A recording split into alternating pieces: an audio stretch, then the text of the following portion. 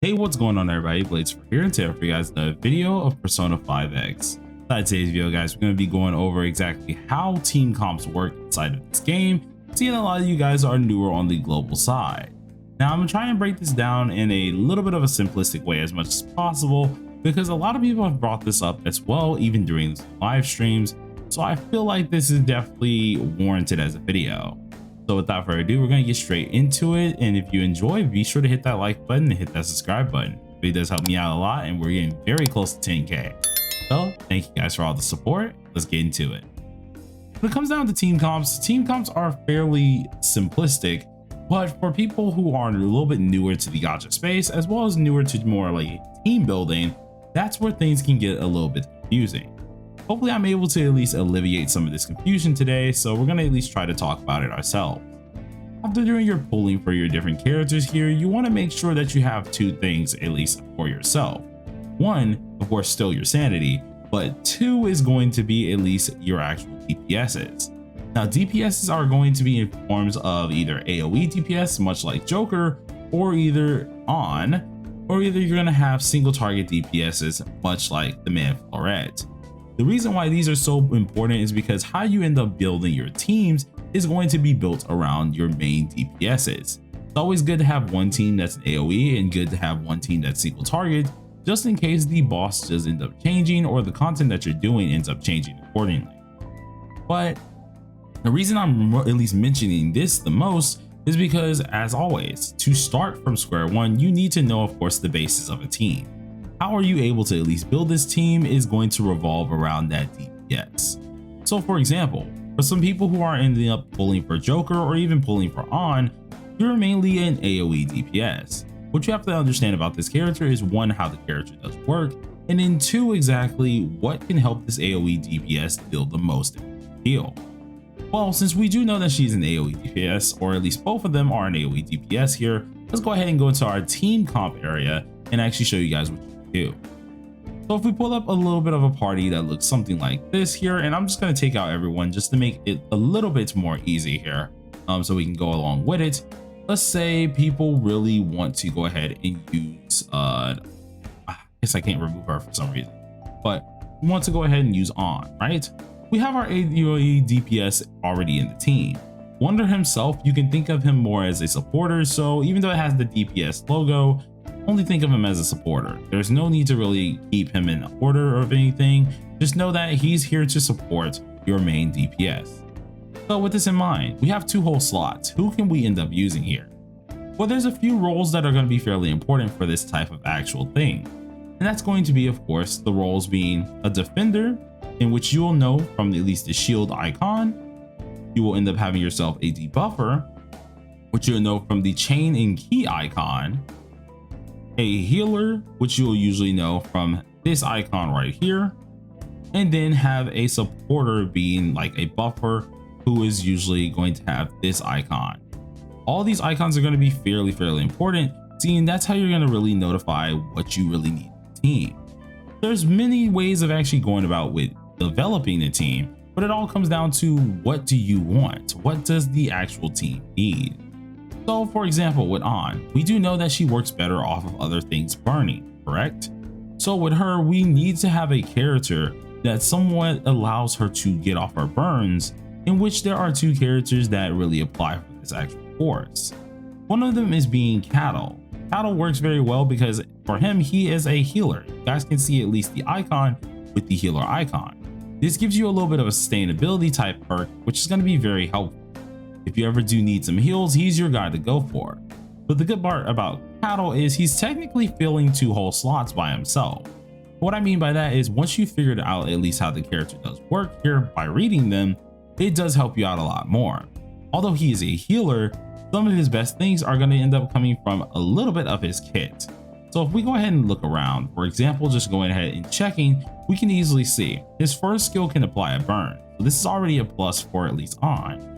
And we know, of course, he does heal. So at the end of the day, we're already getting the heals that we need. But what more does this character really offer? Well, if you go ahead and check the character out for at least their kits and at least what they can bring to the table, aka the A0, it will tell you exactly what you need to know. Using Starfire, which is on this character itself, it will end up increasing the attack by 4% of Lufel's actual attack. So we not only have a healer in our party with the healer aspect, but this character can also apply a burn and also give us attack increase. So more or less, this character is acting as if a debuffer, a healer, and a buffer. So you can now choose or take your pick, whatever you want as your third slot. This is where the team building really comes into play. Once you have your first two kind of down, you now have to evaluate what you need. Well, I could go with a defender, just in case I need a little bit more sustainability.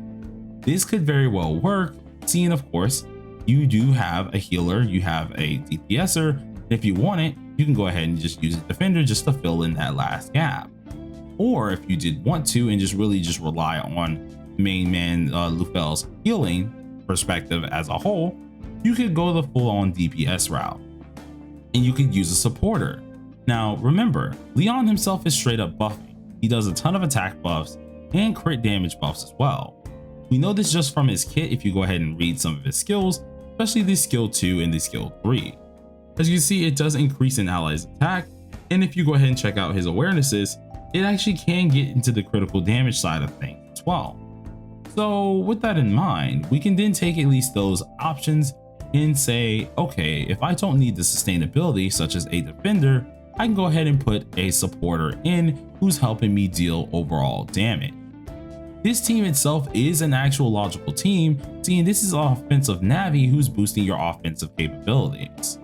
So if you did want to get some sustainability when team building, you very well could go ahead and say, well, I need some shields. I don't want to put a shielder in here such as Soy to help me out. What I could possibly go ahead and do is, instead of utilizing a shielder that's on field, why not use a shielder that is off field, being a defensive navigator? The same thing applies for these slots as well. You really just have to know how your team is going to cooperate, and as you slowly team build, you can kind of go around it. But just do notify, whenever you're doing this, you need to of course know what you're ending up missing. So at all costs, let's say we take out everyone once again. Well, An herself can technically just work without having an enabler.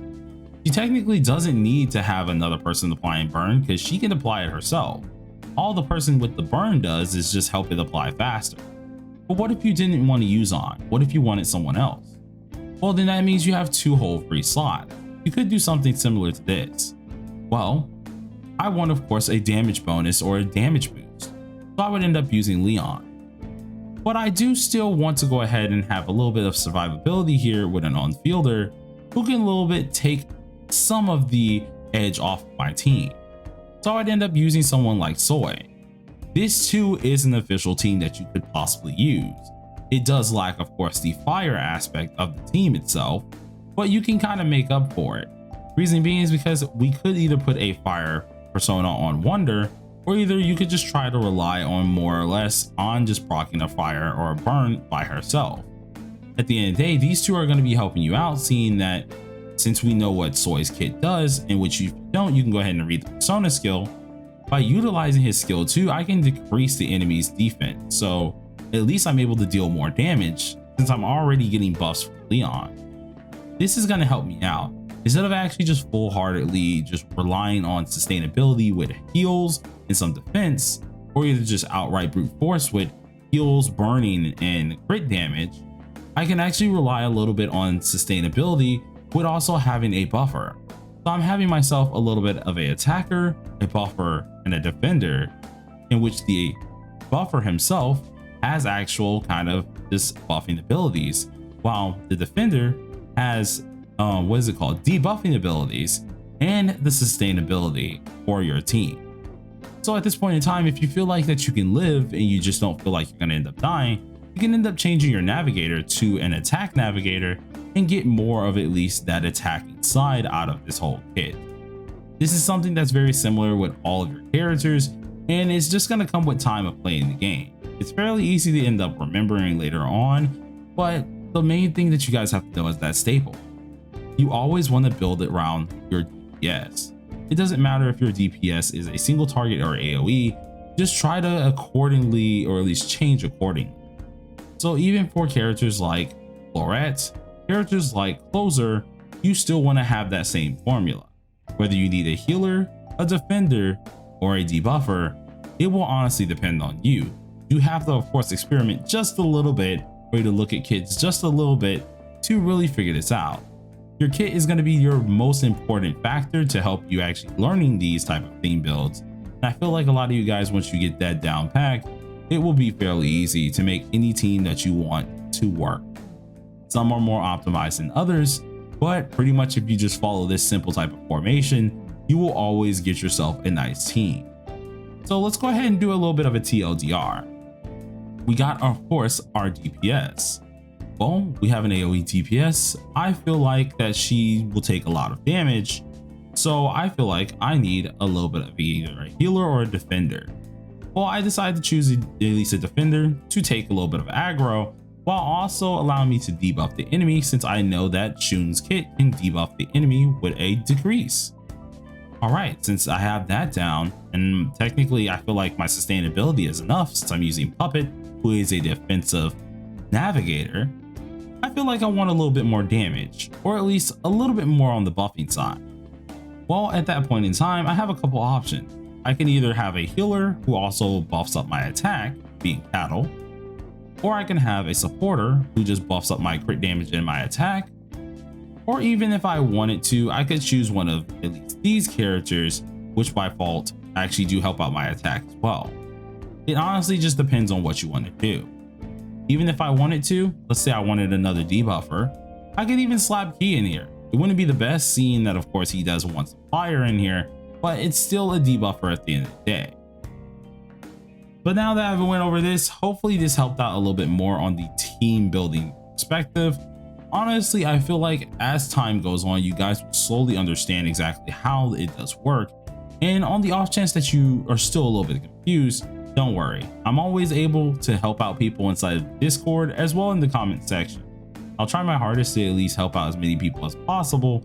So don't be afraid to ever comment or either just at me. But till then, everybody, thank you guys for watching. Peace out.